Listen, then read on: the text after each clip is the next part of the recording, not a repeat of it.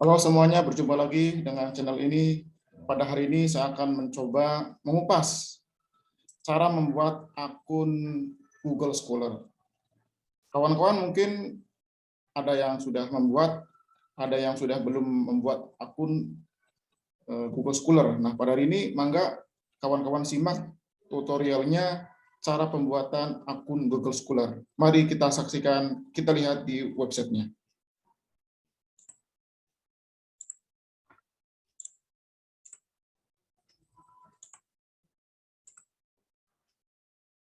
Oke, ini kawan-kawan sudah lihat ya, sudah lihat akun Google Scholar ya. Jadi hal yang pertama kali kawan-kawan dipersiapkan, pertama siapkan email.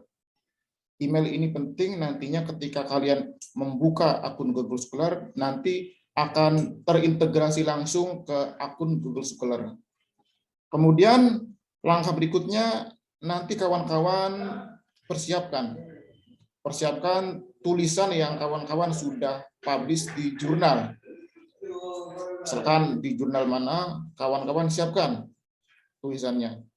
Oh, saya lupa. Nah, untuk Google Scholar sendiri, ini launching ya, launching atau publish-nya atau diperkenalkan ke publik itu pada 4 November tahun 2004 kalau tidak salah. Nanti mungkin teman-teman bisa koreksi. Jadi sejak tahun 2004 lah akun Google Scholar itu sudah muncul. Oke, setelah teman-teman sudah mempersiapkan email, nah kita masuk ke tampilan Google Scholar. Nanti untuk foto, untuk akunnya nanti kalian persiapkan. Ini saya sudah ada atas nama Budi Sujati. Nah, tinggal kalian di sini kalian lihat saja ada namanya. Nama ini tulis nama lengkap ya. Nah, afiliasi kalau kawan-kawan tempat bekerja lah bahasanya. Kalau kawan-kawan seorang guru ya, misalkan kawan-kawan ngajarnya di sekolah mana. Kalau kawan-kawan seorang dosen, misalkan kawan-kawan ngajarnya di kampus mana. Nah, ini afiliasinya. Kemudian area interest. Area interest biasanya condong ke minat ya, atau biasanya ke prodi kita. Prodi ketika kita kuliah S1 ataupun kuliah S2. Kemudian kita masuk ataupun misalkan masuk ke prodi yang kita ajar. Nah, berikutnya ini ada email untuk verifikasi. Jadi email yang tadi yang kita gunakan. Nah, ini homepage ya. Homepage ini misalkan kayak kita punya akun Akademi Edu, kita punya akun ResearchGate. Nah, boleh teman-teman masukkan akun situ. Nah, setelah semua dimasukkan, maka berikutnya adalah simpan atau save. Nah, setelah simpan, di sini ada titel ya. Titel ini semacam judul, tapi karena ini masih kosong, maka kalian harus menambahkan di sini. Nah, ini ada add artikel group, ada add artikel manual. Nah, apa sih perbedaannya add artikel atau add artikel manual? Nah, kalau add artikel ini biasanya secara otomatis muncul. Nah, di sini kalau misalkan tulisan saya Budi Sujati misalkan sudah ada di Google Scholar-nya, maka kita bisa mengklaim saja. Gampang ya. Kita tinggal mengklaim seperti ini. Nanti akan otomatis muncul. Nah, setelah saya mengklaim, ini sudah muncul ya. Sudah muncul citasinya, sudah muncul tahunnya. Tetapi kalau misalkan menambahkan secara manual, ntar mungkin saya hapus dulu ya yang itunya ya. Biar ulang lagi lah.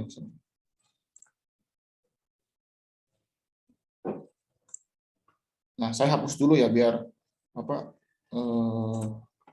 biasanya sih bisa biasanya. Oke, kalau secara manual ini lebih mungkin dikatakan lebih agak sulit ya karena kita harus mengetik satu-satu.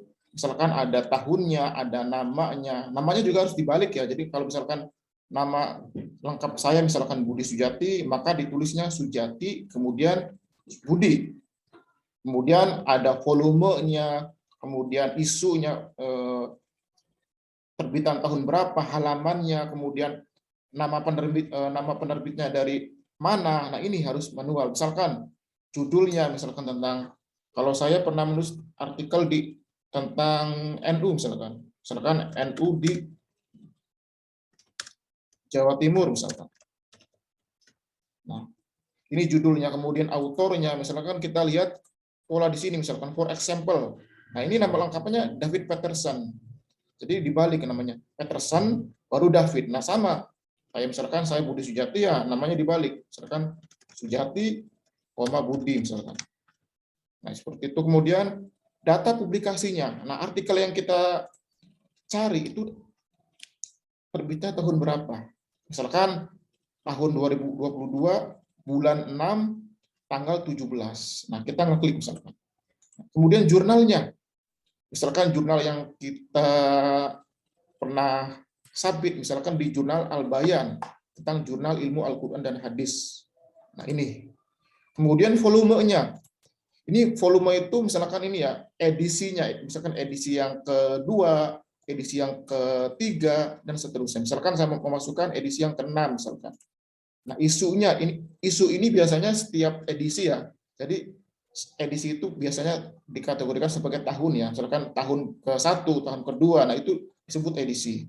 Nah, kalau isunya itu biasanya ada isu yang berapa misalnya. Nah, tiap edisi biasanya ada edisi yang pertama atau isu yang pertama dan isu yang kedua. Jadi satu tahun itu biasanya rata-rata ya kebanyakan jurnal atau pada umumnya itu 2 edisi atau 2 isu ya.